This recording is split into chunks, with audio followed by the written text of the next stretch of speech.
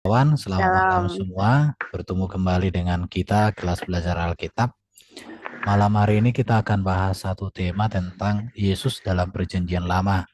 Apakah nabi-nabi Perjanjian Lama sudah mengenal Yesus Kristus? Jadi sebelum kita masuk acara ini, mari kita berdua dulu yang dipimpin oleh hatinya yang digerakkan oleh Tuhan.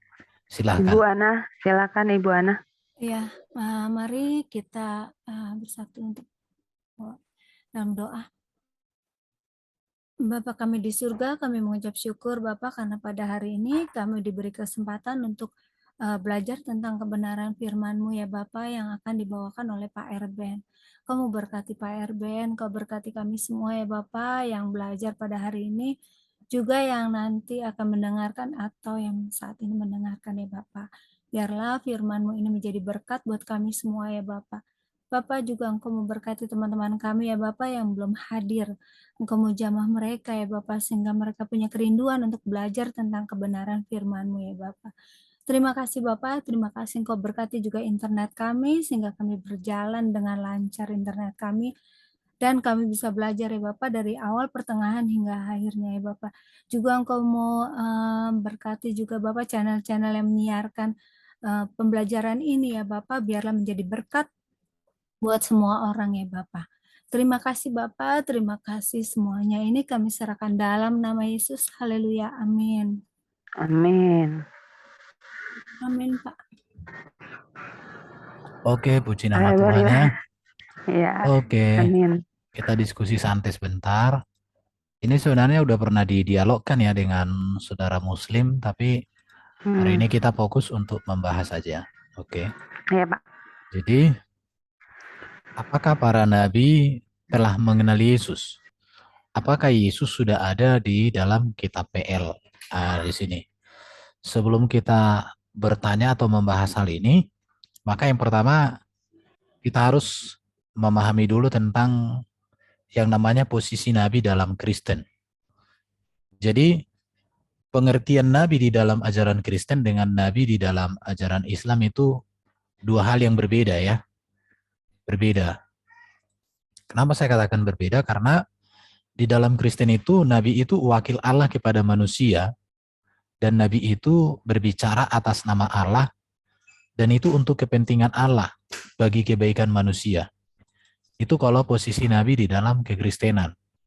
Maka nabi itu kalau kita belajar nanti kitab mulai dari kitab Musa sampai dengan kitab Wahyu, tidak ada para nabi itu berbicara untuk kepentingan dirinya, apalagi untuk hawa nafsunya ya. Tidak ada itu. Tetapi dia selalu berbicara apa yang menjadi pesan Tuhan, apa yang menjadi kehendak Tuhan, apa yang menjadi rancangan Tuhan untuk dikerjakan, untuk dinyatakan di tengah-tengah kehidupan manusia. Sangat berbeda dengan saudara kita Muslim.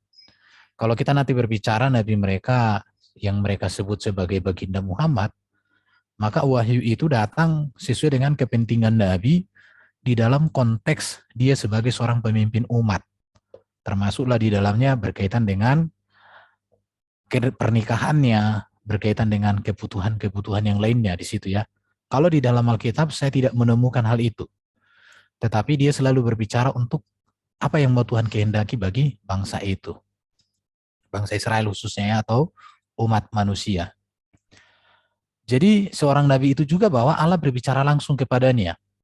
Ini bisa kita lihat di zaman Musa ya. Bagaimana Tuhan berbicara langsung kepada Musa dengan cara suara dari semak atau semak yang ada api ya, menyala. Bagaimana Tuhan berbicara langsung kepada Abraham melalui malaikat Tuhan atau teofani di situ ya. Bagaimana juga Allah berbicara langsung kepada Samuel, kepada Yesaya dan semuanya. Di situ ya. Baru di dalam Alkitab ini juga kita melihat bahwa para nabi itu dikatakan Allah menyatakan diri kepadanya, baik melalui suara, melalui cahaya, dan berbagai penglihatan. Baru seorang nabi itu berarti Allah menyampaikan pesan kepada manusia melaluinya untuk kepentingan Allah bagi manusia. Termasuk di dalamnya itu ada berkaitan dengan menegur, ya.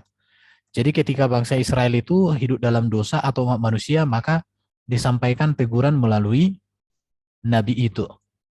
Contoh kita lihat ya, di dalam kehidupan umat Israel, kita bicara tentang Daud. Ketika Daud jatuh dalam dosa, Tuhan berbicara melalui Nabi Nathan. Akhirnya Nabi Nathan menyampaikan itu untuk menegur Daud. Nah, di situ baru mengarahkan orang yang berdosa atau mengarahkan umat Tuhan itu kepada tujuan Tuhan. Baru juga memberikan janji, apa yang menjadi rencana Tuhan buat umat pilihannya itu juga dinyatakan. Inilah arti seorang nabi. Kita melihat lagi, baru nabi itu juga di dalam Alkitab itu diurapi ya, diurapi Tuhan. Diurapi di sini artinya memang ditahbiskan. Baru nabi itu selalu dipenuhi oleh roh Allah. Jadi para nabi itu tidak serta-merta hanya datang teofani atau datang malaikat Tuhan, tidak. Tetapi diurapi. Makanya dikatakan kuasa Tuhan ada pada dirinya. Baru nabi ini menjadi wakil Tuhan kepada manusia. Ini beberapa perbedaan yang bisa kita lihat secara mencolok ya di dalam konsep Muslim dengan Kristen tentang arti nabi. Baru ia berbicara atas kepentingan Tuhan. Tidak pernah berbicara untuk kepentingan dirinya sendiri. Contoh Samuel tidak pernah berbicara tentang kepentingan dirinya atau keluarganya, tidak. Demikian juga Nabi Nathan tidak berbicara untuk kepentingan dirinya, apalagi kepentingan hawa nafsu. Musa juga tidak pernah berbicara untuk kepentingan keluarganya atau kepentingan politisnya untuk menguntungkan diri, tidak. Tetapi semua itu selalu untuk apa yang menjadi kehendak Tuhan yang harus menjadi patokan kehidupan untuk setiap orang. Itu bedanya. Sekarang kita masuk kepada bagaimana Yesus hubungannya dengan para nabi di dalam Alkitab. Di dalam Alkitab kita ini kan dibagi dalam dua bagian ya. Ada namanya kitab PL dan kitab Perjanjian Baru. Apakah nabi-nabi di dalam kitab PL itu sudah mengenal Yesus? Jawabannya tentu, Yesus kan baru hadir di zaman PB, sekitar tahun 4 atau 5 sebelum Masehi. Maka nabi-nabi di PL itu menantikan Yesus. Di mana di dalam PL itu, Yesus itu dinantikan sebagai Mesias. Ya. Jadi kalau kita melihat di PL itu, ada banyak para nabi mulai dari Nabi Nuh, Musa, Samuel, Nabi Nathan, Nabi Elia, Nabi Elisa, Nabi Yesaya, Yeremia, Yeskiel, Nabi Daniel, Nabi Zakaria, dan seterusnya. Ada banyak para nabi. Semua para nabi ini adalah orang yang berpengharapan kepada Allah yang menjanjikan akan datangnya Mesias. Kita sudah pernah berbicara Yesus sebagai Mesias yang berkaitan dengan Yesus sebagai anak manusia. Bahwa Mesias itu adalah sosok ilahi yang hadir di tengah-tengah manusia atau menjadi manusia. Jadi makanya disebut anak manusia. Itu Yeskiel Daniel pasal 7 ayat 13 itu ya. Jadi semua nabi di dalam konteks PL ini, mereka menantikan Sang Mesias. Bahkan kalau kita mau berbicara tentang janji Mesias ya, janji Mesias itu pertama kali itu disampaikan sebenarnya di zaman Kejadian 3 ya. Kejadian 3 ayat 15. Ini janji Mesias pertama kali. Di mana dikatakan seorang keturunan wanita yang akan seorang keturunan wanita yang akan mengalahkan iblis dan memberikan kemenangan, keselamatan kepada umat manusia. Dan ini sangat sinkron ya, Kejadian 3:15 ini dengan Yesus. Karena Yesus itu kan secara keturunan dia keturunan wanita tanpa campur tangan laki-laki. Dan itulah janji Allah kepada di dalam Kejadian 3:15 ini ya. Jadi sangat sinkron. Makanya Kejadian 3:15 itu tepat. Bahwa yang menjadi Mesias itu adalah keturunan wanita. Dan Yesus itu keturunan wanita. Karena secara biologis Maria benar-benar perawan. Maka di sana tidak ada benih biologis. Baru nanti kalau kita melihat juga ya, ketika Yesus mati, itu berbeda dengan kematian semua manusia. Kenapa? Karena semua manusia yang mati kan itu kembali menjadi tanah. Tetapi Yesus itu tubuhnya itu tidak kembali jadi tanah. Karena dibuktikan bahwa kubur itu kosong. Tetapi tubuh kemuliaan Yesus itu dimuliakan. Jadi memang kebangkitan Yesus itu, seluruh kehidupan Yesus itu berbeda dari manusia secara umum. Walaupun memang dia benar-benar manusia ya. Jadi Nabi DPL ini menantikan Yesus. Baik itu Musa sampai dengan semua para nabi sesuai dengan tertulis di Alkitab. Tetapi kalau di dalam PB jelas bahwa Nabi di dalam PB itu sudah berjumpa dengan Yesus. Yang berjumpa itu yang pertama adalah Yohanes Pembaptis ya. Nabi yang berjumpa dengan Yesus di dalam Alkitab itu Nabi Yohanes Pembaptis. Karena Yohanes Pembaptis inilah menegaskan bahwa Yesus adalah anak Allah yang maha tinggi yang diutus Allah menyelamatkan manusia. Kata anak Allah di sini tidak pernah dimahami oleh gereja dalam pengertian biologis. Tetapi anak Allah itu menunjukkan identitas Yesus yang memang datang dan keluar dari Allah. Itu ada di dalam Injil Yohanes. Bisa kita lihat nanti bahwa Yesus itu mengakui bahwa aku datang dan keluar dari Bapa.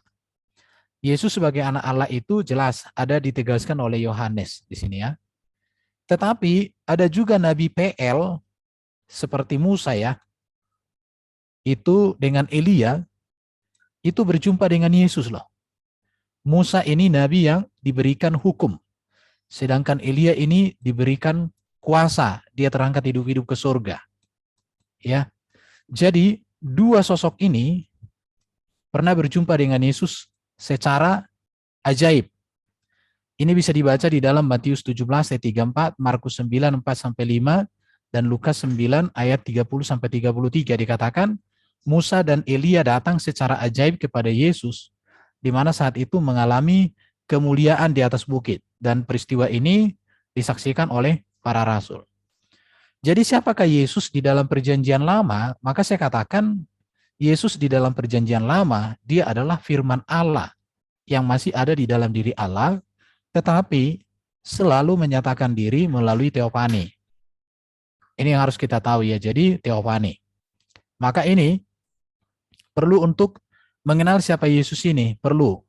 Jadi ada dua hal ya, kata kunci prainkarnasi, saat inkarnasi, dan saat dimuliakan. Tiga hal ini perlu untuk dipahami, supaya nanti kita mengerti siapa Yesus dalam konteks perjanjian lama. Ini bicara tentang PL di sini. Ini PL. Ini PB. Ya. Jadi di zaman PL ini masih inkarnasi. Apa? Prainkarnasi itu teofani ya. Bahwa Yesus masih sebagai firman Allah yang kekal di dalam diri Allah dan ia menampakkan diri dalam rupa teofani. Jadi kalau di konteks PL itu teofani. Maka dari sini kita melihat natur ilahi Yesus itu kekal, maha di dalam diri Allah. Firman Allah kekal selama-lamanya. Jadi siapa Yesus dalam PL itu, dia masih sebagai firman Allah yang hadir dalam rupa teofani. Ketika Allah menyatakan kehendaknya kepada manusia, maka Allah datang melalui teofani. Artinya penampakan diri dari firman-Nya sendiri di tengah-tengah manusia. Tetapi setelah inkarnasi maka firman itu tidak lagi tinggal hanya di dalam diri Allah.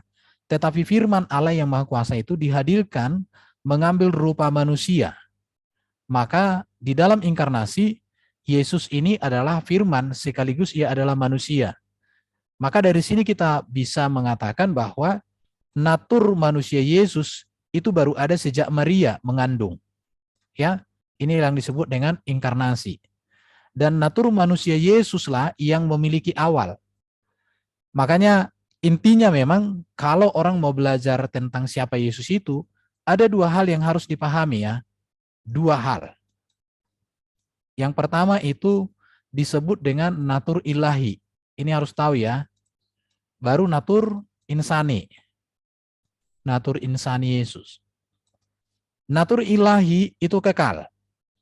Natur insani itu baru ada sejak Maria mengandung daripada Yesus itu sendiri. Ini dia. Jadi natur ilahi Yesus itu tidak mempunyai awal dan tidak mempunyai akhir. Malah dikatakan dia adalah awal dan akhir. Itu natur ilahi ini. Tetapi natur insani Yesus itu jelas itu memulai permulaan. yaitu sejak ada di dalam rahim Maria. Ini dua hal ini disebut dengan dua natur Kristus.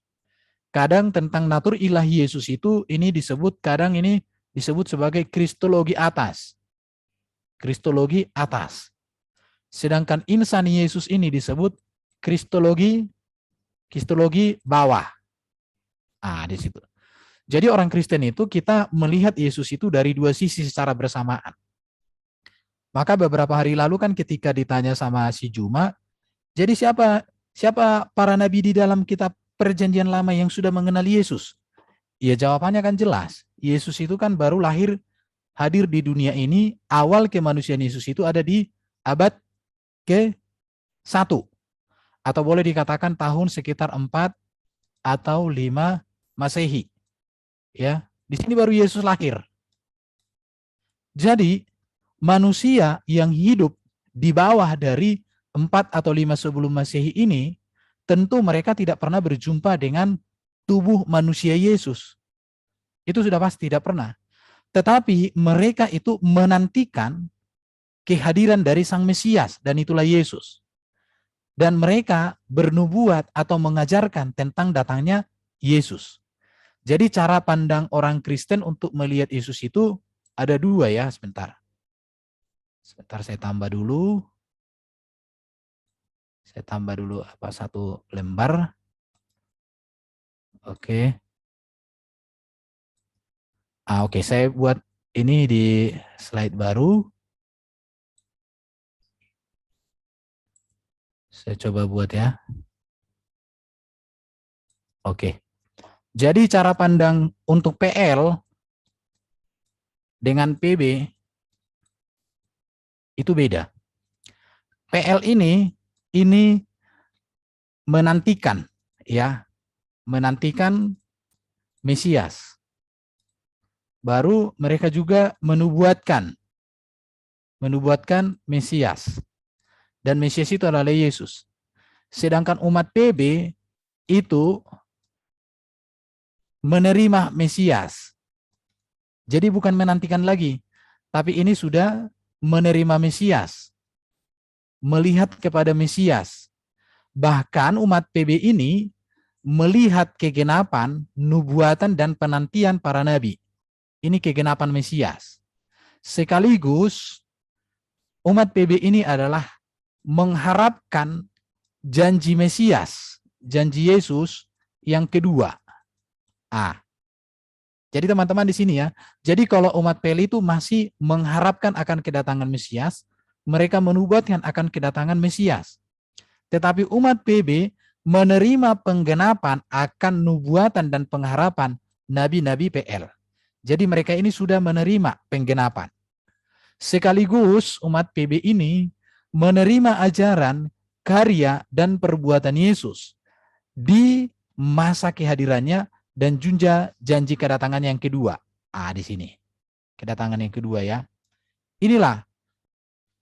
Jadi kalau ditanya apakah umat PL ini atau siapakah Yesus di zaman PL, maka jawabannya adalah dia adalah firman. Firman Allah di dalam diri Allah. Di dalam Allah. Yang berteofani. Oke? Ini dia. Jadi berteofani. Ini sebuah gambaran untuk kita mengerti tentang siapa Yesus ini. Oke, saya coba di sini. Jadi di sini kita melihat ya. Jadi siapakah Yesus sebelum inkarnasi? Maka jelas dia adalah firman Allah yang menampakkan diri dalam bentuk teofani.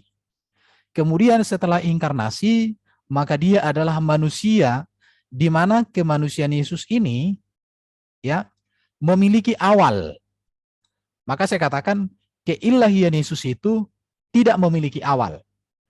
Tetapi kemanusiaan Yesus itu memiliki awal, yaitu sejak dalam rahim Maria. Jadi kalau perbedaannya ya gini, ketika kemarin kita diskusi dengan orang seberang, khususnya si Juma, selalu dia berpikir gini, dia tidak bisa melihat sisi keilahian Yesus dengan sisi kemanusiaan Yesus secara berbeda tanpa memisahkan apalagi membenturkan. Tetapi kita orang Kristen selalu melihat dua sisi pribadi Yesus ini, bahwa dia ilahi sekaligus manusia. Keilahian Yesus itulah Alfa dan Omega, awal dan akhir. Tetapi kemanusiaan Yesus itu memiliki awal, yaitu sejak di dalam rahim Maria. Di situ. Baru Yesus dalam kemanusiaan itu memang dia manusia yang mulia ya. Itu sudah tidak diragukan lagi bahwa Yesus manusia paling mulia dalam sejarah dunia. Karena satu-satunya yang tidak berdosa dan berkuasa mengampuni dosa. Bahkan setelah Yesus dimuliakan, dia naik ke surga ya. Dia duduk di sebelah kanan Allah Bapa. Itu sudah kita bahas. Oke, sekarang kita lihat di sini ya. Jadi untuk mengenali Yesus itu, ini tiga hal ini harus dipahami. Harus dipahami dan catatan lagi supaya kita tidak seperti gurunda seberang yang dikatakan gurunda tetapi tidak layak jadi gurunda. Di sini ya, kita tidak boleh mengkritisi inkarnasi Yesus dengan membenturkannya kepada prainkarnasi Yesus. Ini tidak boleh dibuat jadi bertentangan. Tidak boleh. Tetapi harus diikuti kronologinya. Jadi harus runut. Contoh ya, kayak kemarin itu dikatakan bahwa firman Allah Maha Kuasa. Tapi Yesus kok tidak Maha Kuasa lagi. Kenapa? Karena memang sudah dia dalam inkarnasi. Ketika firman inkarnasi menjadi manusia, maka dia memiliki natur manusia. Dan inkarnasi sebagai manusia Yesus itu disebut Filipi pasal 2 ya. Filipi pasal 2, mulai ayat 5 sampai 11-an itu, bahwa memang di dalam natur manusia, bahwa kelihatan Yesus ini benar-benar memang dia tunduk kepada Bapa, bahkan dia menjadi hamba. Maka di sini kita lihat dia memiliki dalam pengertian keterbatasan yang kudus. Contoh ya, bahwa Yesus taat sempurna kepada Bapa. Yesus tidak pernah melakukan sesuatu tanpa kehendak Bapa. Ini sudah pernah kita bahas. Oke, kita masuk ke sini. Dalam kitab PL, peristiwa Teofani ini dapat dilihat dalam 3 wujud. Ini saya ambil tadi dari catatan Ibu Rita Wahyu ya, 3 wujud. Apa itu? Yang pertama kadang dalam rupa malaikat, contoh seperti mengunjungi Abraham, tetapi juga kadang dalam rupa manusia, seperti ada panglima bala tentara di Hakim-Hakim ini ya, tetapi juga bisa dalam semak yang terbakar. Ya. Ini berbicara tentang teofani dari Sang Firman. Jadi memang kalau kita mau pelajari teofani dengan inkarnasi, ini dua hal yang berbeda tetapi berkesinambungan. Ya. Jadi dalam PL itu teofani, di dalam PB itu sudah inkarnasi. Teofani dengan inkarnasi dua hal yang berbeda, tetapi itu berbicara tentang kebesaran Allah di dalam menyatakan dirinya. Kalau teofani itu dalam mengambil rupa atau menampakkan diri. Tetapi kalau dalam inkarnasi, benar-benar dia sudah hadir dalam tubuh manusia yang sempurna, yang utuh, yang lengkap, yang memiliki karakter-karakter manusia. Hanya dia memiliki karakter yang sempurna. Tidak ada cacat celah. Jadi dalam perjanjian baru peristiwa inkarnasi nyata yaitu tubuh manusia Yesus yang memiliki awal yaitu dikandung dan dilahirkan perawan Maria. Jadi nama Yesus nama yang disematkan kepada tubuh manusia Yesus ya. Jadi nama Yesus itu bukan disematkan kepada esensi Yesus sebagai firman, tetapi kepada tubuh manusia yang inkarnasi itulah. Jadi bukan kepada firman yang kekal itu, nama itu diberikan, tetapi kepada inkarnasi dari firman itu. Memang mereka kadang tidak bisa memahami inkarnasi, kadang mereka memahami reinkarnasi. Jadi seolah-olah Allah mengambil wujud rupa yang lain, padahal sebenarnya tidak. Tetapi firmanlah yang mengambil rupa manusia, karena memang tujuannya untuk menyelamatkan manusia. Jadi ini dua hal yang berbeda, tetapi satu kebenaran yang utuh, sejati. Teofani tidak boleh dibentrokkan dengan inkarnasi. Tetapi harus dilihat bahwa pada zaman para nabi, Allah menyatakan diri dalam rupa teofani. Tetapi zaman perjanjian baru, Allah menyatakan diri melalui kehadiran firman yang sudah inkarnasi, mengambil rupa manusia. Oke, Jadi apa tujuan teofani? Kita sekarang bicara tentang tujuan teofani ya. Tujuan teofani di dalam Alkitab itu bahwa Allah menampakkan diri dengan tanda-tanda yang dapat dihayati ya oleh yang bersangkutan. Sehingga yang bersangkutan itu sadar bahwa mereka berhadapan dengan Allah sendiri. Ini tujuan teofani.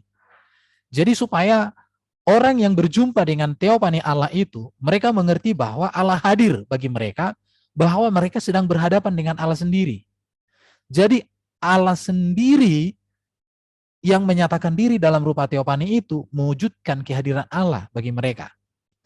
Teofani atau penampakan diri Tuhan Allah ini bukanlah kehadiran Tuhan Allah yang tanpa keaktifan dan tanpa waktu, melainkan dengan menampakkan diri ini Tuhan Allah hadir dengan nyata dan mendatangi umatnya serta berada di tengah-tengah umatnya. Jadi kalau konteks PL, teofani dari Allah itu mendatangi, dia menyertai umatnya. Bahwa Allah melalui teofani ini berdiam di antara umatnya. Maka penampakan diri ini termasuk perbuatan atau karya Allah yang historis. Jadi ini menyejarah. Karena para nabi selalu dijumpai oleh Tuhan dengan cara teofani ini. Baik yang mendatangkan hukuman, maupun yang mendatangkan pertolongan. Jadi Tuhan mendatangkan hukuman melalui teofani juga, bahkan mendatangkan pertolongan. Itu bisa kita lihat nanti di PL ya. Penyataan Tuhan Allah yang dengan penampakan diri atau yang disebut dengan teofani ini adalah karya Allah di dalam sejarah umatnya yang penuh dengan dinamika. Artinya memang dengan cara-cara yang penuh kuasa. Sehingga Israel yakin bahwa mereka bertemu dengan Tuhan Allah. Jadi teofani ini sudah merupakan gambaran bahwa bangsa Israel itu berjumpa dengan Allah itu sendiri. Maka dari teofani inilah kita mengerti tentang bahwa dengan berjumpa kepada Yesus, maka kita berjumpa dengan Allah. Karena berjumpa dengan teofani Allah itu, kita sudah berjumpa dengan Allah. Maka Yesus mengatakan, barang siapa melihat aku, ia melihat Bapa. Sama seperti bangsa Israel. Ketika mereka berjumpa dengan teofani dari Allah itu, maka mereka sudah berjumpa dengan Allah itu sendiri. Walaupun teofani itu bukan berarti Allah sendiri yang mewujudkan diri hadir di dunia, itu bukan. Tetapi Sang Firman-Nya yang hadir. Demikian juga halnya dengan pernyataan Tuhan Allah yang dengan mujizat. Oleh karena itu, maka kedua cara penyataan diri Allah ini dapat dirangkumkan menjadi penyataan Allah dengan karyanya di dalam sejarah Israel. Dengan demikian, ketiga macam cara penyataan Allah yang tadi ada itu ya, baik dengan malaikat, baik dengan manusia atau melalui suara itu, dapat dirangkum dalam penyataan Allah dengan karya dan firman-Nya. Maka teofani ini dimengerti sebagai suatu konsep teologis yang menjelaskan kemunculan Allah dalam perjanjian lama dalam satu wujud. Di sini dipahami Allah yang roh menampakkan diri secara langsung kepada manusia dalam wujud jasmania atau ragawi, bisa dikenali dengan indera manusia. Dari perspektif penggenapan perjanjian baru, kunjungan diri Tuhan Allah itu meneguhkan perjanjian anugerah di masa-masa sulit dalam kerohanian umat secara pribadi maupun secara bangsa. Jadi penyataan diri Allah dalam teofani itu untuk meneguhkan iman umat, menegaskan bahwa janji Allah itu ya dan amin. Itu konteks teofani ya. Ini tujuan teofani di dalam konteks perjanjian lama. Di dalam perjanjian baru, Allah tidak berteofani lagi, tetapi sudah menghadirkan firman-Nya menjadi manusia. Kalau kita berbicara tentang tujuan inkarnasi, ada banyak ayat-ayat yang bisa kita baca di dalam Alkitab, bahwa tujuan inkarnasi ini di dalam saya membaca itu jauh lebih komplit ya. Karena kenapa? Karena tujuan inkarnasi ini di satu sisi menggenapi apa yang Allah janjikan kepada para nabi di dalam PL. Sekaligus menyempurnakan seluruh janji dan karya Allah kepada umat manusia. Maka dikatakan bahwa tujuan inkarnasi dari Sang Firman menjadi manusia Yesus Kristus di sini jelas dikatakan untuk menyelamatkan, ya. Baru untuk melakukan, menyelesaikan pekerjaannya. Baru dikatakan untuk membangkitkan pada akhir zaman. Itu tujuannya. Baru untuk memerintah, mengatakan apa yang harus kukatakan dengan disampaikan. Baru menyampaikan firman untuk menebus, untuk memberikan hidup yang kekal, ya, untuk pendamaian bagi dosa-dosa kita, ya, menjadi juru selamat dunia. Jadi kalau di teofani Kita lihat ya, kalau di teofani artinya Allah menyatakan dirinya, membuktikan bahwa dia menyertai, dia berdaulat, bahwa Allah ingin membimbing, Allah ingin menuntun, atau Allah ingin memberikan pertolongan, atau Allah ingin menghukum, itu dinyatakan melalui teofani. Tetapi melalui inkarnasi, itu untuk menggenapi secara sempurna seluruh karya Allah. Maka di sini saya bisa lihat ya beberapa tujuan dari teofani. Yang pertama itu untuk melakukan kehendak Bapa. Maka di dalam Yesus inilah kita mengerti apa sih menjadi kehendak Bapa. Kalau kita ingin mengenal Bapa atau memahami apa yang menjadi kehendak Bapa buat kita menerima itu di dalam Yesus, di dalam inkarnasi. Yang berikut itu untuk menyelamatkan orang berdosa. Bahkan Yesus mengatakan, aku datang untuk mencari orang berdosa, bukan orang benar. Ya, karena sesungguhnya tidak ada lagi orang yang benar. Semua manusia berdosa, maka Yesus datang untuk semua manusia. Kemudian Yesus datang untuk membawa terang ke dunia yang gelap. Ya, artinya bahwa tanpa Kristus semua manusia berada dalam kegelapan, tidak ada arah dan tujuan. Yesus datang untuk itu. Ada banyak sebenarnya ini, tapi saya bacakan saja. Sebenarnya ada tadi saya baca satu website sangat detail, di sana ada 30-an dan ada beberapa yang saya kutip di sini. Untuk menghancurkan pekerjaan iblis. Ya, menghancurkan iblis dan pekerjaannya. Itu tujuan inkarnasi. Kalau di dalam konteks perjanjian lama, kehadiran teofani itu belum menghancurkan pekerjaan iblis. Belum. Tetapi di kehadiran inkarnasi iya, sudah sampai ke sana. Kemudian untuk memberikan hidup yang kekal, kemudian kita lihat di sini bahwa untuk membawa sukacita besar, maka Yesus mengatakan, damai sejahtera kuberikan kepadamu, apa yang kuberikan tidak sama dengan apa yang diberikan oleh dunia ini. Baru kita lihat lagi bahwa untuk mengkhotbahkan Injil yang memerdekakan. Maka Yesus datang membawa Injil. Ini perlu diperhatikan ya. Yang dibawa oleh Yesus itu Injil, bukan kitab Injil. Kitab Injil dengan Injil itu berbeda. Injil itu berbicara kabar baik, yaitu Yesus sendiri sebagai karya Allah yang sempurna yang menyelamatkan dan menebus. Itulah Injil. Sedangkan kitab Injil itu adalah tulisan para rasul tentang Yesus dan karya Yesus, atau tentang Injil. Jadi ini harus dipahami karena orang Muslim seringkali tidak memahami bedanya Injil dengan kitab Injil. Orang Kristen harus bisa membedakan Injil dengan kitab Injil. Kitab Injil itu adalah tulisan para rasul tentang siapa Yesus, apa yang dikerjakan Yesus, apa yang diperbuat Yesus, apa yang dijanjikan Yesus, apa yang diajarkan Yesus, itu yang diceritakan di kitab Injil. Sedangkan Injil adalah Yesus itu sendiri dengan segala ajarannya, perbuatannya, janjinya, dan lain sebagainya. Jadi ini yang harus dibedakan. Yang berikut kita melihat untuk apa inkarnasi terjadi, untuk memberikan hidupnya sebagai tebusan bagi banyak orang. Ini tujuannya. Maka dikatakan Yesus menebus dan menyelamatkan manusia. Yang berikut itu untuk mengungkapkan kasih Tuhan kepada orang berdosa. Maka dikatakan dalam Yohanes 3:16, karena begitu besar kasih Allah akan dunia ini sehingga telah mengurniakan anak yang tunggal, supaya setiap orang yang percaya kepadanya tidak binasa melainkan beroleh hidup yang kekal. Ini tujuan inkarnasi. Kalau tujuan teofani itu untuk menyatakan kehendak Allah, pertolongan, kehadiran, bimbingan, itu semua. Baru yang berikut kita lihat tujuan inkarnasi adalah menggenapi hukum dan kitab-kitab para nabi. Saya tadi jelaskan itu ya.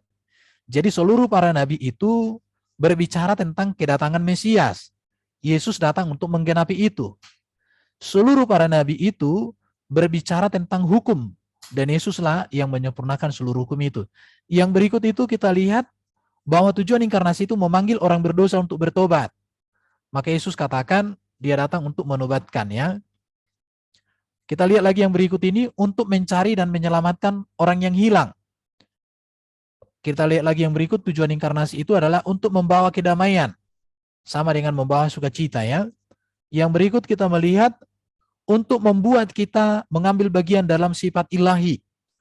Jadi kehadiran Kristus itu bukan hanya sekedar membawa manusia masuk surga. Bukan hanya sekedar membawa manusia menang atas iblis. Tetapi kehadiran Yesus itu adalah membaharui diri kita, memulihkan kita kepada citra diri manusia yang sesungguhnya sebelum manusia jatuh dalam dosa. Maka bagi Kristen keselamatan itu bukan sekedar masuk surga, bukan. Keselamatan bagi orang Kristen itu berbicara tentang bagaimana hidup kita diselamatkan dari maut kematian, diselamatkan dari cengkraman iblis, diubahkan dari hakikat yang sudah rusak, dan dibaharui, serta memiliki kehidupan kekal, kehidupan seperti malaikat, yang tidak akan binasa, tidak kawin-mawin ya. Maka dikatakan, tujuan inkarnasi adalah untuk membuat kita mengambil bagian dari sifat ilahi. Karena manusia diciptakan menurut gambar dan rupa Allah, karena dosa, gambar dan rupa Allah yang ada pada manusia itu menjadi rusak. Tetapi Yesus datang untuk memulihkan itu. Itu yang dimaksud dengan sifat ilahi. Yang berikut kehadiran daripada Kristus atau Sang Inkarnasi itu untuk mengembalikan manusia kepada kekudusan. Sama dengan penjelasan yang barusan ya. Baru menjadi imam besar yang penuh belas kasihan dan setia. Imam besar itu artinya gini, bedanya nabi dengan imam besar, kalau nabi itu Allah berbicara kepadanya melalui dirinya untuk kepentingan umat, untuk menegur umat, untuk mengarahkan umat, untuk memberikan janji kepada umat. Tetapi kalau imam besar itu artinya dia berbicara kepada Allah untuk kepentingan manusia. Jadi dia menjadi wakil kita kepada Bapa di surga. Makanya orang Kristen kalau berdoa di dalam nama Yesus, kalau datang menyembah Allah di dalam nama Yesus, kenapa? Karena Yesus menjadi imam besar kita. Melalui dialah kita berkenan kepada Bapa. Melalui dialah doa kita didengarkan oleh Bapa. Karena Bapa sudah memberikan satu ketetapan bahwa melalui Yesus itulah kita berkenan kepadanya. Maka dia disebut sebagai imam besar. Tetapi kalau di seberang, imam itu pikiran mereka kan pemimpin sholat saja toh. Tapi bagi kita imam besar itu adalah menjadi wakil kita, yang menjadi pengantara kita, yang berbicara kepada Bapa di surga untuk kepentingan kita. Di situ ya, untuk kepentingan kita. Tetapi kalau malaikat itu berbicara atas nama Allah untuk kepentingan Allah bagi kebaikan manusia. Dua hal yang berbeda, tetapi itulah karya Yesus, satu kesatuan.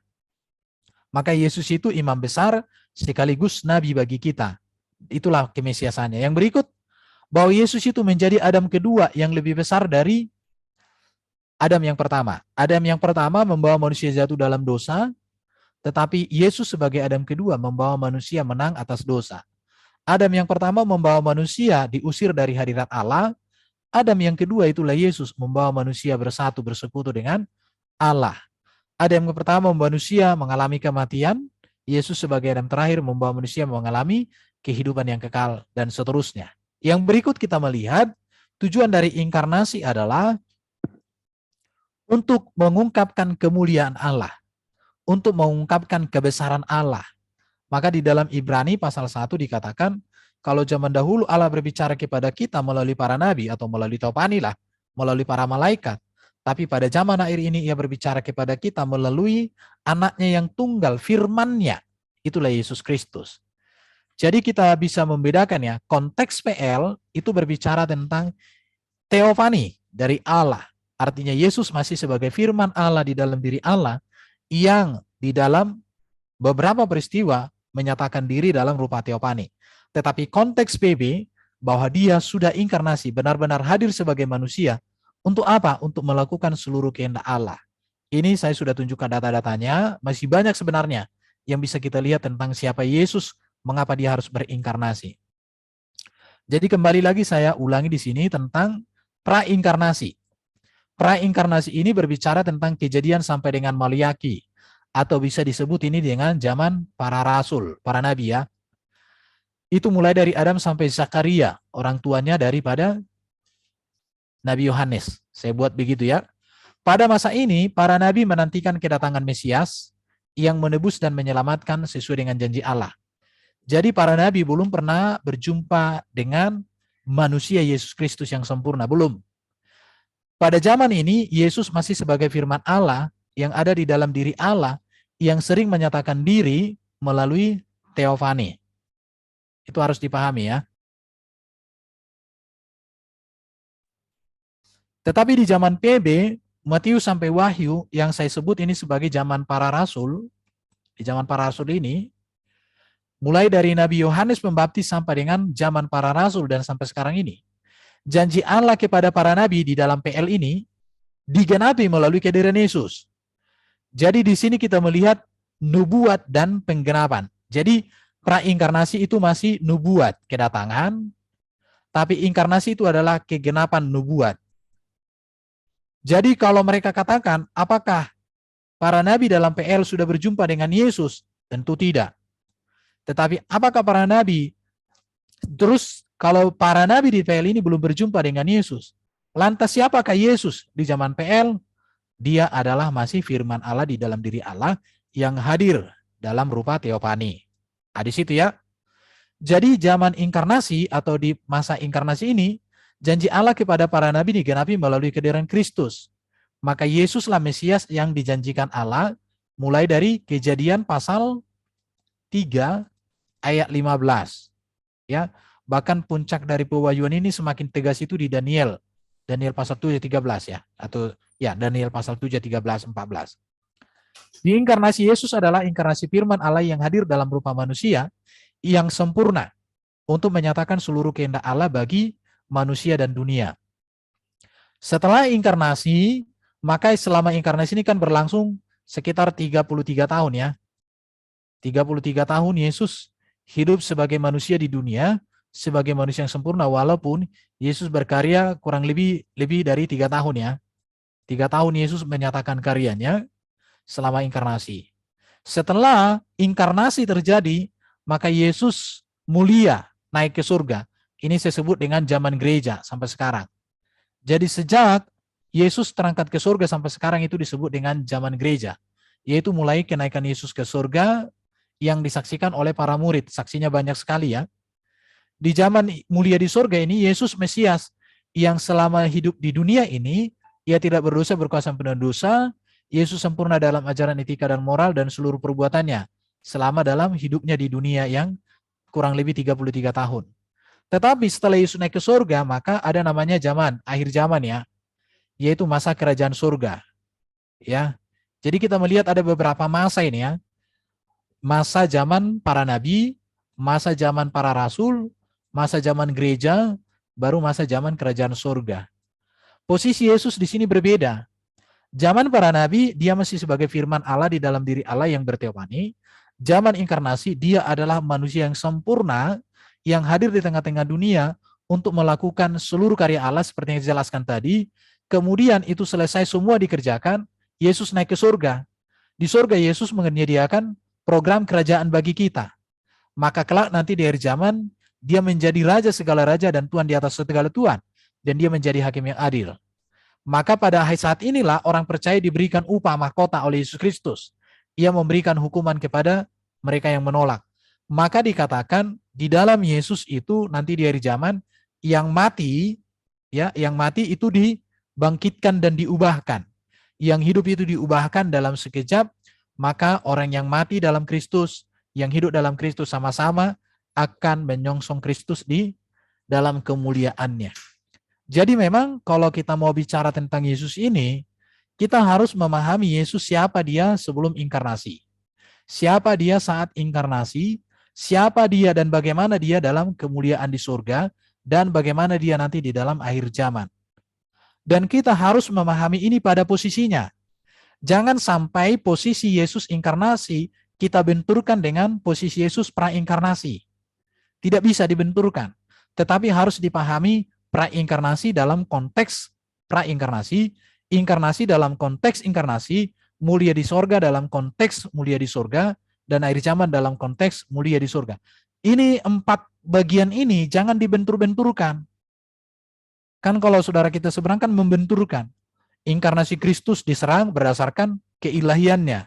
Keilahiannya diserang berdasarkan kemanusiaannya. Kalau Yesus itu ilahi. Halo? Iya Pak, Allah. Di situ ya. Iya.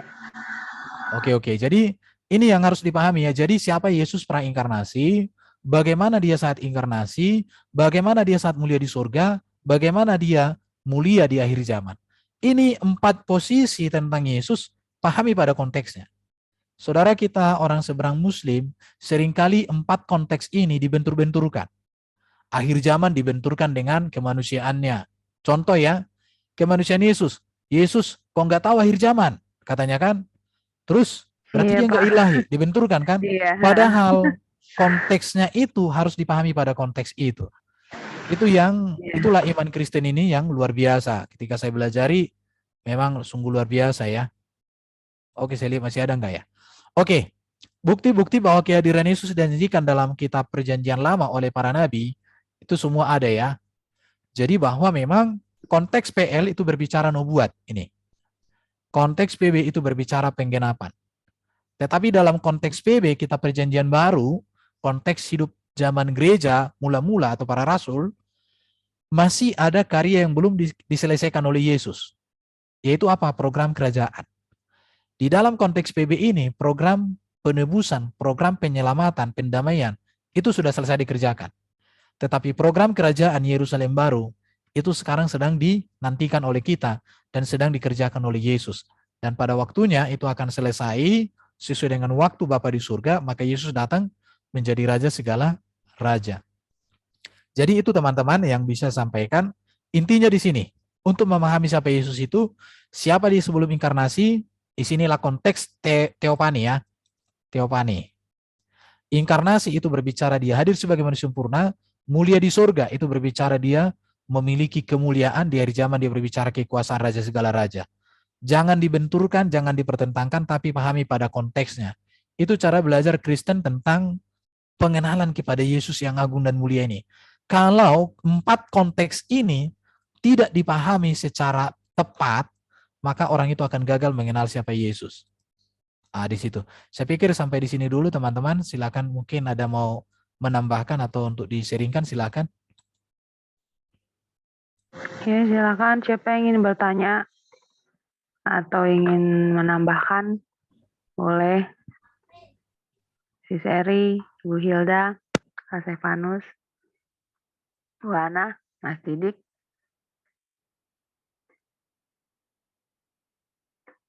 Ada yang mau bertanya atau mau membantu sharing? Sudah jelas, Silakan. Pak. Tapi kalau sebelah itu nggak jelas, Bu Ana. Iya. Nah itu seperti Pak Erben bilang, dibentur-bentur kan emang benar sih Pak. Karena mereka Betul. tidak memahami itu ya Pak. Mestinya memahami di Yohanes 1 dulu ya Pak. Padahal di Yohanes 1 itu ada di Kejadian. Kalau mereka mengerti itu berarti kan bisa paham. Tapi kan orang sebelah ya cari kesalahan lah pastinya. Iya kenapa ya Pak ya? Susah sekali ya mereka memahami ya Pak. Dan pertanyaannya itu kadang-kadang nggak masuk di akal loh. Kalau saya gini ya, memang kan dikatakan gini, tidak seorang pun bisa mengenal Yesus dengan benar kalau bukan Roh Kudus yang berkarya bagi orang itu. Itu sangat saya yakin itu. Makanya kan bagi kita yang seperti saya yang sering berdialog ini ya, yang membuat mereka bertobat itu bukan kita. Yang membuat mereka bertobat itu ketika mereka membuka hati mereka kepada Roh Kudus, itu kesimpulannya. Iya benar Pak. Makanya kalau Alkitab mengatakan orang yang menghujat Roh Kudus tidak akan diampuni. Kenapa? Karena tidak ada pertobatan tanpa Roh Kudus. Berarti kalau mereka tidak bertobat, bagaimana mereka selamat? Itu aja saya yakini. Karena Roh Kudus itu kan menginsapkan, menyadarkan. Itu sih. Aku sih di situ pemahamannya sederhana. Iya betul. Jadi bukan karena kemampuan mereka sendiri ya Pak ya, tapi memang Tuhan yang memilih gitu. Maksudnya orang ini akan ditobatkan gitu ya Pak ya. Betul ya Pak. Seperti itu. Karena ya memang kalau saya dengar debatnya Pak Erben, ya kadang-kadang saya pengen ketawa sendiri Pak gitu. Kok pemahaman mereka sulit banget ya untuk diterima oleh logika mereka gitu. Pertanyaannya ya menurut saya ya aneh aja gitu. Sebenarnya enggak sih, kan Pak Erben udah bilang kalau mau tahu itu jangan saat kamu baca Alkitab kamu langsung membandingkan dengan agama mereka ya Pak ya. Harusnya di kita fokus, misalnya kita baca Al-Qur'an ya, kita harus fokus ke situ. Ya kan kita baca Alkitab, kita fokus ke situ, jadi kita dapat memahami begitu ya Pak ya. Tapi kalau kita baca tetapi kita sambil, kok ini gini sih, nggak seperti punya kita, ini kok kayak gini sih, nggak seperti punya kita. Nah, kalau kayak gitu kan susah, akhirnya mereka nggak paham-paham. Kalau menurut saya sih mungkin seperti itu kali, Pak. Iya, betul. Iya, dan juga suka membentur-benturkan seperti itu ya Pak ya, antara kayak Yesus di zaman pra-inkarnasi dengan inkarnasi itu bagaimana gitu. Jadi ya benar ya Pak Erben bilang tadi sering dibenturkan begitu ya Pak, padahal pemahamannya tidak bisa seperti itu ya. Makanya Harus kita orang Kristen itu kan ketika belajar Alkitab kan sangat memperhatikan konteks. Betul, Pak. Karena Alkitab kita ini kan ditulis dalam kurun waktu sekitar 1.500 tahun. Tentu selama 1.500 tahun itu kan dengan konteks pewahyuan yang berbeda kan. Iya, betul. Sementara kitab mereka kan itu ditulis hanya dalam satu masa toh, selama 22 tahun, 2 bulan atau berapa itu. Jadi iya, hanya 22 tahun. Jadi sangat berbeda. Pewahyuan Alkitab, penyataan diri Allah di dalam catatan Alkitab, itu karya Allah selama 1.500-an tahun loh. Penulisan Alkitabnya. Walau itu kisahnya udah ribuan tahun lebih. Karena dari zaman Musa sampai PB itu kan sekitar 1.500 tahun. Tapi Musa sampai ke Adam itu kan 2.000-an tahun. Iya, betul Pak. Jadi makanya harus dipahami konteks dari firman Tuhan itu.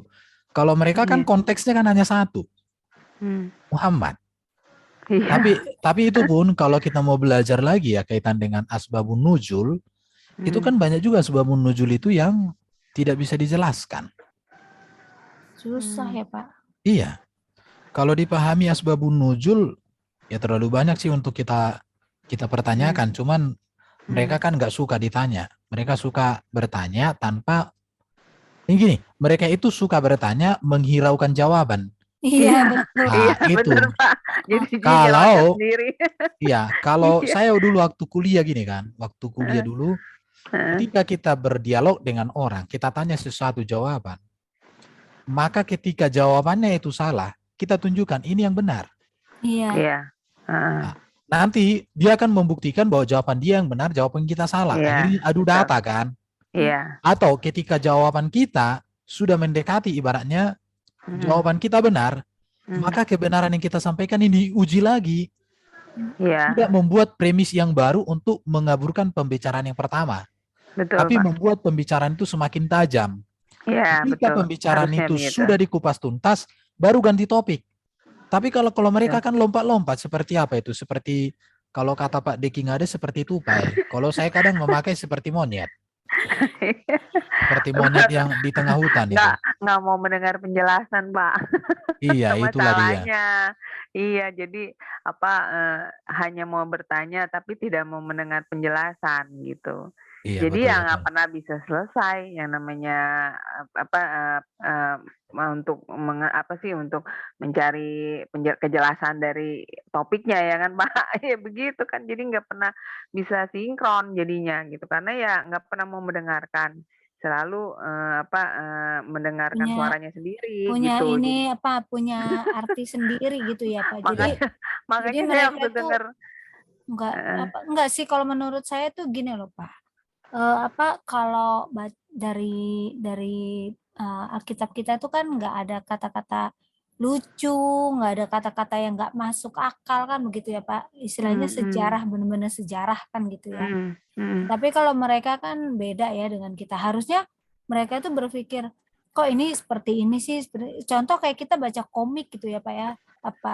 Kan pasti kita pas kita baca itu kan kita memahami, oh ini ceritanya seperti ini. Oh ini ceritanya seperti ini kan begitu.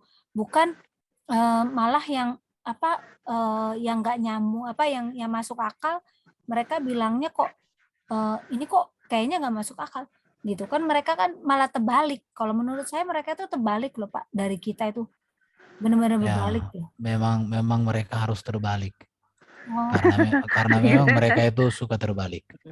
Dunia terbalik. Iya bener Pak. Makanya kalau mereka udah nggak terbalik, mereka udah bertobat semua jadi Kristen. Iya. Iya, betul. Oke, jadi menurut teman-teman bagaimana ya? Sudah jelas ya. Jadi jelas kalau kami bisa terima, bener Pak, tahu gitu Pak Erben. Iya. Saya mau tanya ini tentang ya murid-murid Yesus yang 12 orang itu. waktu sebelum Yesus disalibkan itu kan memang ada salah satu murid yang tiba-tiba dia tidak percaya kepada Yesus setelah dia disalib itu ya, Thomas ya, Pak? Thomas ya, Thomas, Ya, Thomas. Itu Iya. mengapa apa yang menyebabkan dia tiba-tiba tidak percaya gitu loh, Pak? Oh, imannya ya? Imannya ya? Iya. Jadi ini ya. Ya, saya katakan gini ya. Yang pertama, rata-rata para murid-murid itu ketika Yesus disalibkan itu kan terguncang. Iya. Ada yang mengatakan Secara spiritual, secara batin, secara jasmani, mereka terguncang. Karena konsep mereka pada saat itu ketika Yesus hidup, mereka berpikir bahwa Yesus itulah Mesias yang menjadi raja seperti Raja Salomo. Tetapi ketika Yesus ditangkap, mereka buyar pengharapan itu. Itu yang pertama. Yang kedua, mereka mengetahui jelas bahwa Yesus itu benar-benar ditangkap, mati di kayu salib. Jadi ketika dikatakan bahwa Yesus itu sudah bangkit, tentu apa yang mereka alami, guncangan jiwa mereka dengan kenyataan bahwa Yesus mati dan mereka ketahui, itu tidak mungkin. Tetapi ketidakmungkinan itu mengapa demikian? Karena mereka melupakan apa yang sudah Yesus katakan. Contoh Yesus katakan pada hari ketiga dia akan bangkit. Kan dia sudah ngomong itu sebenarnya. Tetapi mereka tidak ingat itu. Kenapa? Karena konsep mereka tentang Mesias itu masih konsep orang Yahudi. Maka Yesus butuh waktu sekitar 40 hari itu kan. Untuk sebenarnya yang dilayani Yesus selama 40 hari itu saya melihat fokus pelayanan Yesus kepada 12 murid itu dan kelompok murid semua lah. Iya. Kelompok murid itu semua lah yang dilayani. Dan itulah yang membuat para murid kemudian melanjutkan apa yang menjadi visi Yesus itu. Jadi selama 40 hari mungkin bukan mungkin ya Pak, tetapi Yesus memang benar-benar mengurapi para murid-muridnya ya Pak. Iya, benar-benar memberikan hidup yang baru kepada murid-muridnya. Nah, untuk pelayanan selanjutnya gitu ya Pak. Iya. Nah, seperti itulah. Masih ada lagi mungkin mau ditambahkan? Pak, saya mau nanya tapi nggak berhubungan dengan materi, Pak. Boleh, Pak? Tentang apa ini, Bu? Ini saya baca di Markus, Pak, tentang kebangkitan Yesus kan. Di situ dibilang kan di Matius 28, terus di Yohanes 20 juga dikatakan bahwa ada malaikat, satu orang malaikat gitu. Yang menggulingkan batu. Ketika Maria Magdalena dan Maria ibu Yakobus itu datang ke sana kan Pak ya.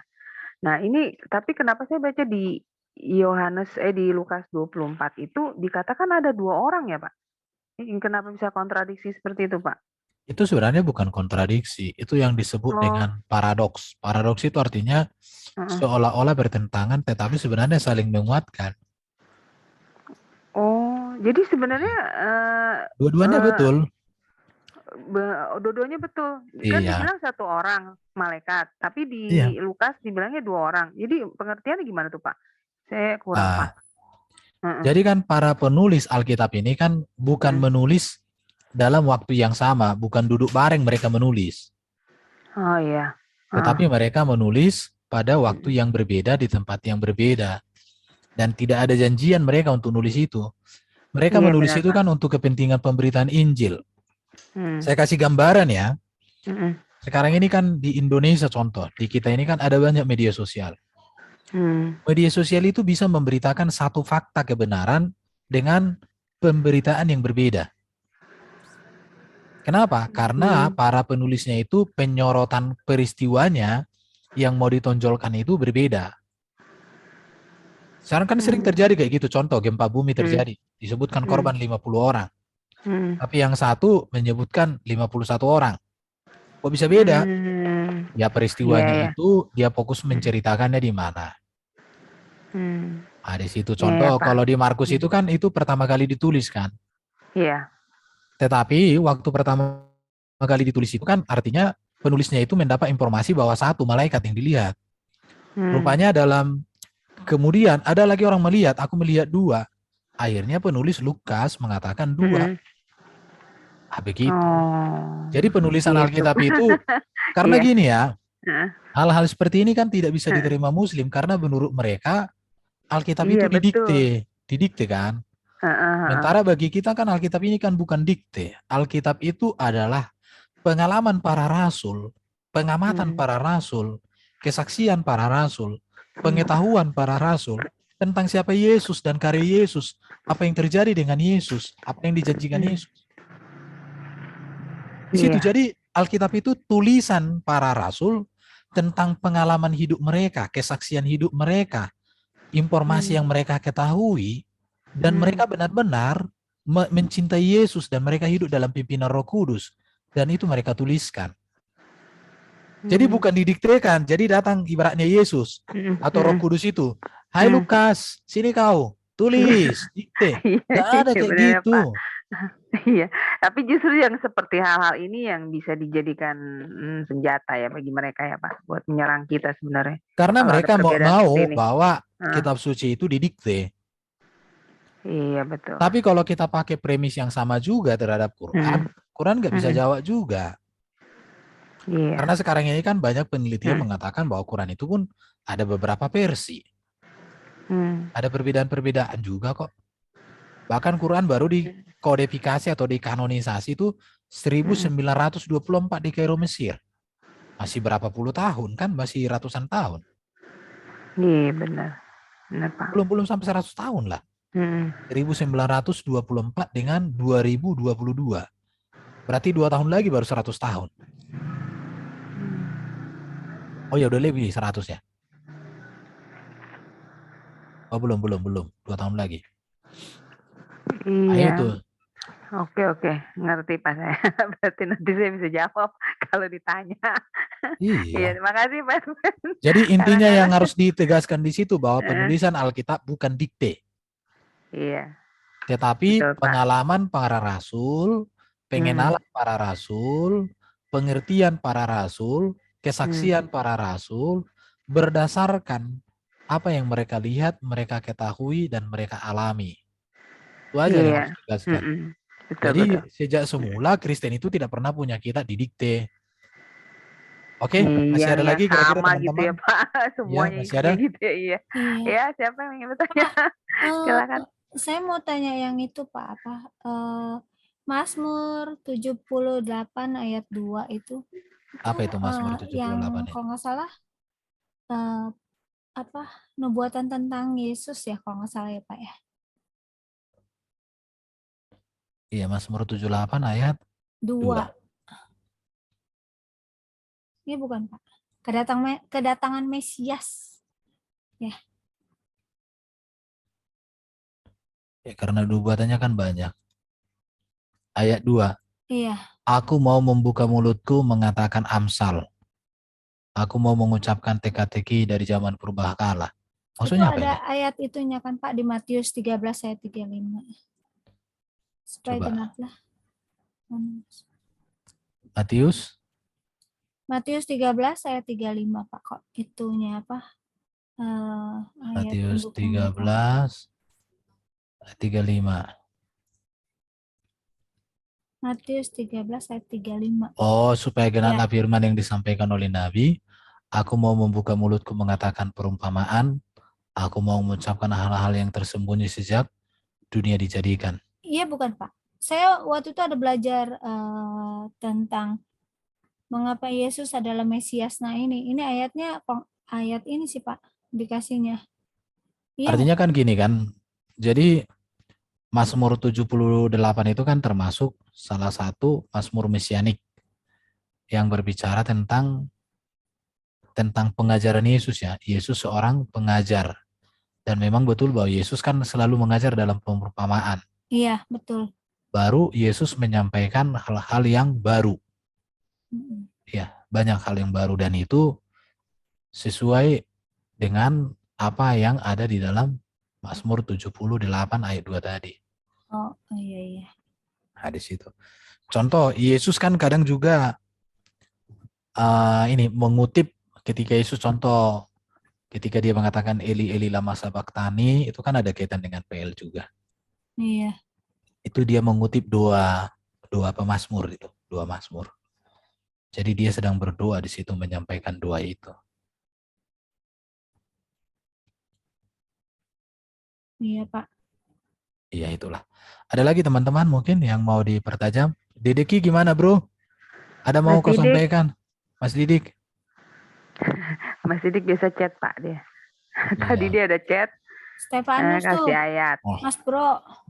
Udah ayat paham yang apa? disampaikan Stefanus inilah yang disebut dengan bahwa Kristus itu benar-benar manusia yang sama dengan kita.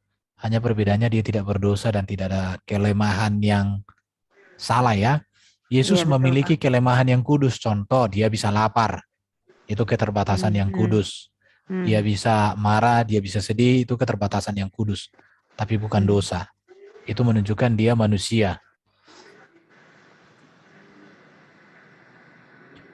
Kalau kita kelemahan kita kan kelemahan yang berdosa kan? Betul, Pak. Iya, betul, Pak. Nggak bisa mengalahkan kedagingan. Iya. Pak. Iya. Itu kalau Yesus kelemahan yang kudus, saya katakan kalimatnya. Iya. Ya, Kak Stefanus Atau mau bertanya. mungkin jangan dibuat kelemahan ya, tapi keterbatasan yang kudus.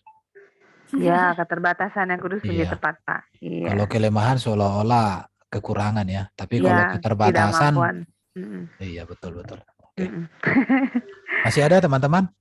Kak Sidi, Kak Stefanus, ayo mau bertanya silakan mengenai ini. Minggu depan kira-kira mau bahas apa ini? Apalagi tentang Yesus yang mau dibahas? Apa ya? Ayo kasih ide teman-teman tentang Yesus. Pak, saya pengen yang raja-raja deh, Pak.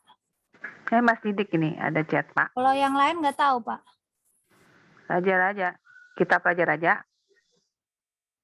Iya, mau saya. Ini ada pertanyaan Bro Didiki. Iya, Mas Didik. Apakah roh yang ada dalam Yesus murni Roh Kudus? Jadi gini, kalau dari hasil diskusi kita dengan teman-teman, Yesus itu kan manusia. Dalam hakikatnya sebagai manusia, ya tentu dia memiliki roh kemanusiaannya. Iya, betul.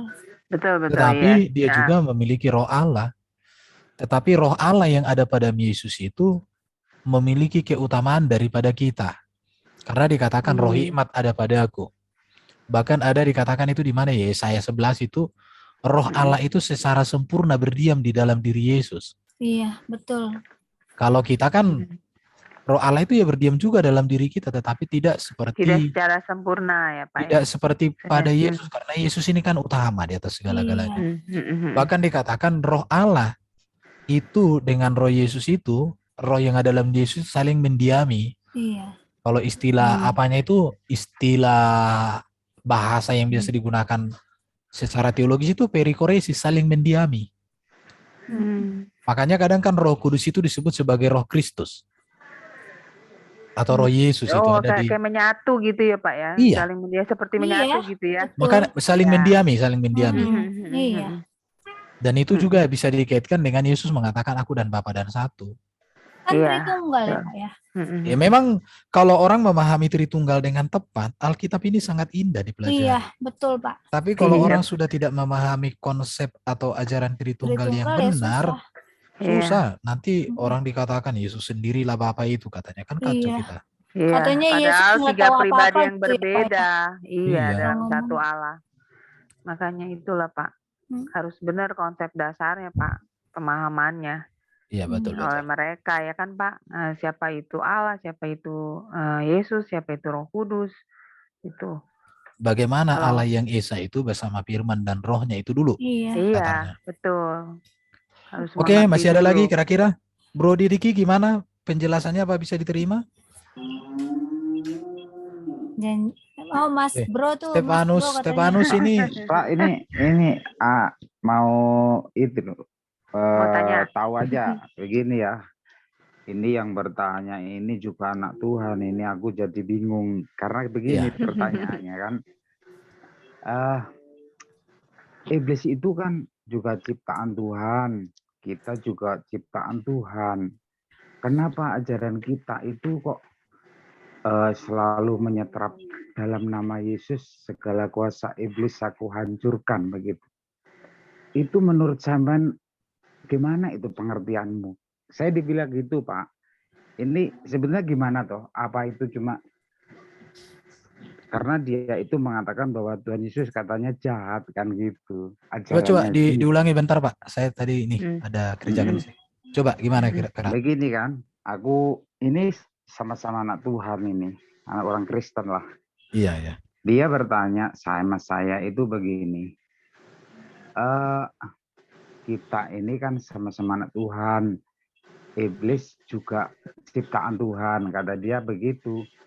Kenapa kita sebagai orang Kristen gitu ya, kok selalu mengusir iblis dalam nama Tuhan Yesus, segala kuasa iblis aku usir, aku setrap, aku keluarkan dari. Aku setrap ya. Iya, itu. Terus tapi ya gini, padahal ya mana sekolah ajaran dia itu nggak seperti itu. Apakah Tuhan Yesus yang jahat gitu katanya dia itu. Ini sebetulnya gini. gimana ini pengertiannya ini? Jadi gini. Iya. Harus kalau Bapak ingat pelajaran kita siapa sih iblis ini? Iya, betul Pak. Itu harus diingat. Jadi gini, iblis itu iblis tidak diciptakan. Oh iya, Nah, itu yang pertama. Yang diciptakan itu adalah malaikat. Malaikat yang memberontak menjadi iblis. Ya, jadi betul. Iblis itu artinya kan diabolos. Diabolos itu artinya penentang Tuhan. Jadi karena iblis ini makhluk roh, maka dia tidak mesti bertobat. Dan iblis itu berdosa atas inisiatifnya sendiri. Tidak ada yang mempengaruhi iblis untuk berdosa. Dia sendiri yang memutuskan untuk menentang Allah. Dan sejak dia memutuskan menjadi menentang Allah, maka dia penentang selamanya. Jadi tidak ada pertobatan bagi iblis. Jadi kalau dikatakan iblis diciptakan, itu sejarah yang salah. Yang tepat itu adalah iblis malaikat yang memberontak penentang Allah. Dan selamanya dia menentang Allah. Bahkan dia diusir Allah. Bahkan neraka diciptakan Allah untuk iblis. Manusia tidak diciptakan, neraka tidak diciptakan untuk manusia. Manusia diciptakan untuk neraka diciptakan untuk iblis. Manusia masuk neraka karena manusia mengikut iblis. Mengikuti iblis, iya. Jadi kita tidak boleh ikut iblis, maka iblis kita usir. Masa iblis sudah ditetapkan masuk neraka, kita ikuti lagi? Iya, betul Pak. Karena iblis dan kawan-kawannya, jin dan setan lah ya. Dalam konteks Kristen itu kan memang sudah kekal di hukum itu. Beda dengan saudara kita seberang, katanya ada jin. Jin itu bisa bersahadat, bisa bertobat, bisa diislamkan, ya urusan mereka, nggak usah kita bahas. Di situ. Jadi jangan dikatakan bahwa iblis itu ciptaan. Iblis itu adalah pembangkang yang berdosa atas diri sendiri. Artinya, iya. Pengertiannya itu. Oke, itu Pak. Jadi karena saya ini paling suka itu menyetrap dalam nama Yesus segala kuasa iblis aku singkirkan begitu, Pak. Saya paling suka itu karena apa?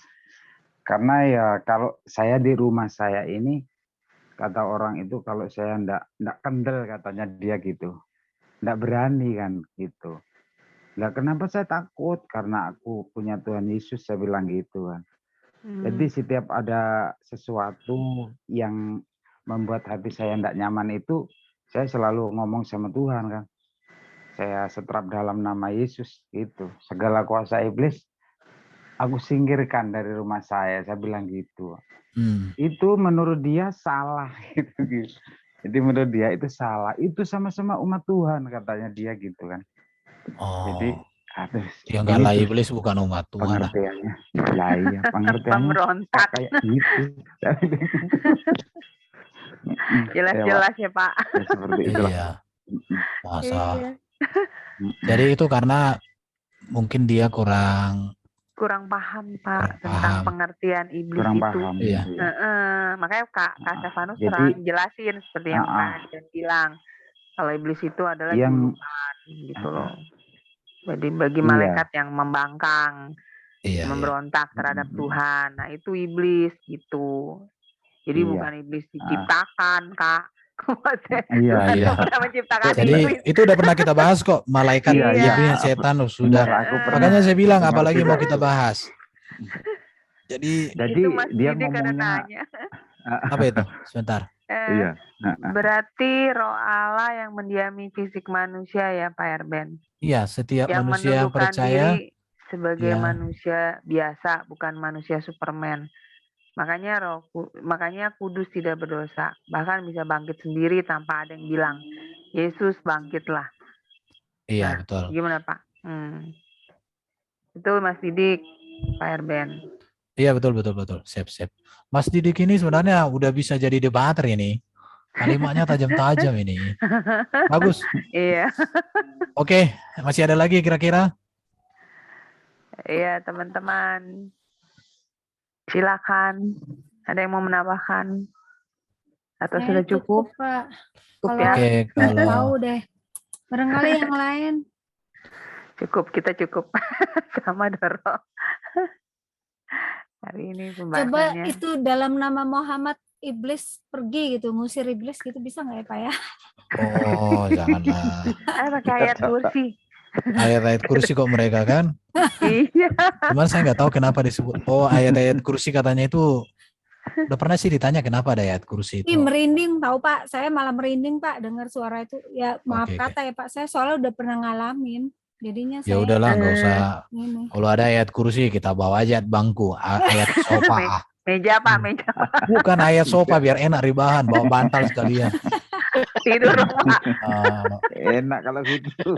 Iya, Spring ngapain? bed. Bisa ketiduran di situ nanti.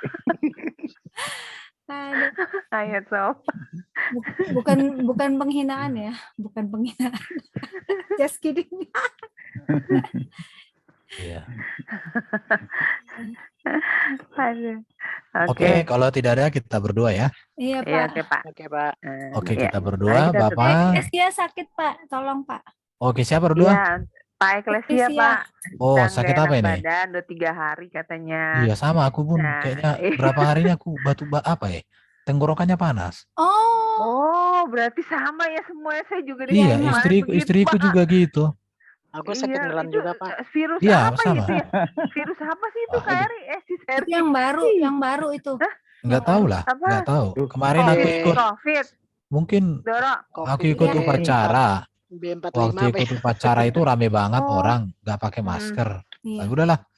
Oke, kita berdua. Oh, Iya, iya, Pak. iya, Pak. Ya. Bapak, kami bersyukur Oke. boleh belajar kebenaran Tuhan yang semakin kami mengenal Yesus.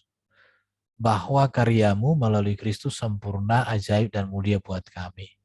Biarlah melalui pelajaran ini kami semakin cinta Yesus dan semakin berbakti kepada Engkau Bapa yang hidup. Pak Eklesia kurang sehat, seluruh tubuhnya dipulihkan diberkati Tuhan, dan seluruh teman-teman kami juga yang ada di room ini diberkati Tuhan, damai sukacita, kesehatan, terus Tuhan limpahkan. Kami mengakhiri pelajaran kami malam hari ini, biarlah sukacita damai sejahtera yang kekal terus menuntun kami. Semua orang yang menonton materi atau pembelajaran kami ini, dimanapun mereka berada, mereka diberkati, ditolong oleh Tuhan. Terima kasih Bapak, kami bersyukur, kami berdoa dan kami memuji Tuhan. Amin.